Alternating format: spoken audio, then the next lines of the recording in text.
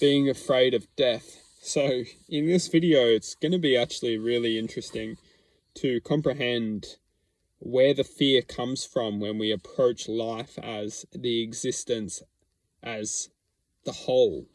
What's very interesting within us is that when we think that life is whole, when we think that once we die, life dissipates, life has no purpose, life has no meaning, life has no appreciation, life has no journey. What's very interesting is that when we look at life itself as the journey, the appreciation, the existence which is countable, and we look outside of life as the unknown, what we will promote is we will promote living a life based on very agenda approached.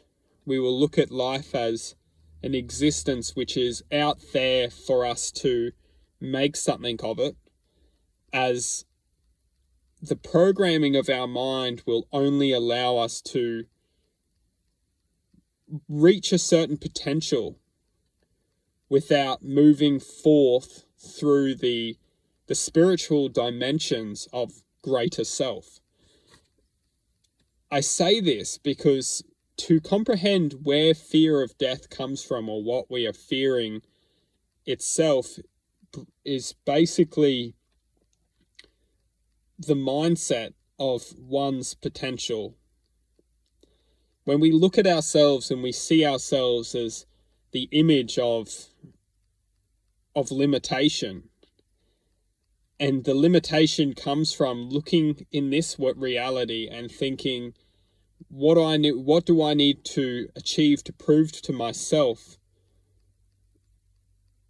a sense of satisfaction that then I can leave this world behind feeling like I've conquered, or I've reached the existence which I should reach. What's very interesting is that this is all ego. And generally we can be listening to our ego, which is then promoting the fear of death. Because when we see this reality as the gift of life, and we don't necessarily need to reach any level of deepened satisfaction, we don't need to reach any sense of being or sense of existence to prove to ourselves that we now are ready to leave this reality. We just need to connect to a greater self outside of this reality, to know that this reality is only an experience to teach us how to let go of this reality, and let go of all the expectations, and let go of all of the self-programming which is keeping us attached to believing that this is the only existence which we will have, and we need to make the most of this existence. It's not to say that we don't need to make the most of this existence and to be just to be grateful of this existence. It's just to say that if we are allowing the ego, the self-ego, to be feeding us thoughts which ultimately are designed for us to fear our not becoming this potential who we think we can be, we will ultimately be distorted and living a life with distortion of imperial gratitude. Because what we will start to see is that if we're listening to the voices in our head, and we're listening to this potential which we could be, what if this potential was never meant for us? Of course it could be. We're living in a reality which anything we can manifest. But the truthful question is, if we don't have the calculation, it will never manifest. If we don't have the existence to create this reality to come true, it will never come true.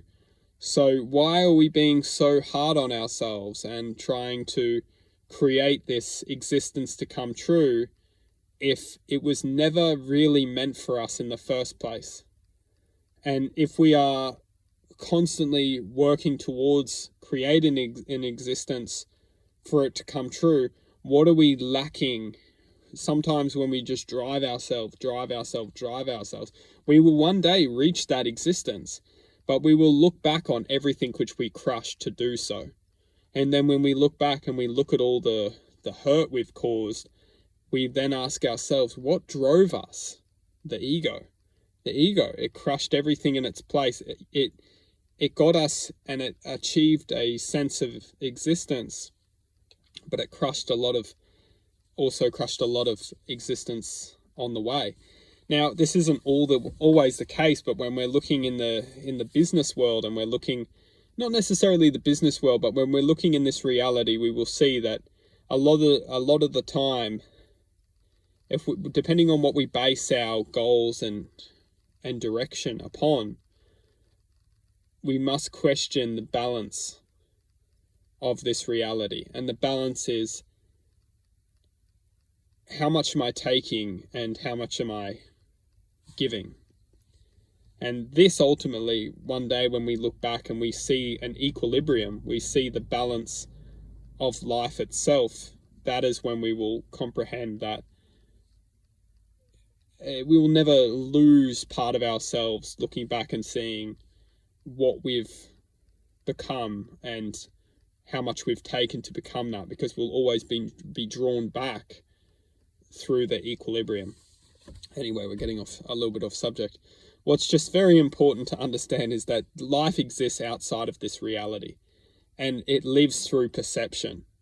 We're having a reality of existence here in this moment, and this moment is bringing the senses awareness. We're bringing awareness within our senses. When we leave this body, we're just leaving the senses of the body, and we will continue to exist within the quantum consciousness. So there's nothing to be afraid of. It's only the mind manipulating our attention to promote more fear. It's all fear-based. As long as we're fearing something, fearing death, fearing losing our job, fearing not meeting friends, fearing, not being accepted, fearing anything, we are living a life of self-neglect. We're self-neglecting our ability to not bring fear into our lives. Fear is a choice. Fear will always bring us restriction to existing at a higher frequency.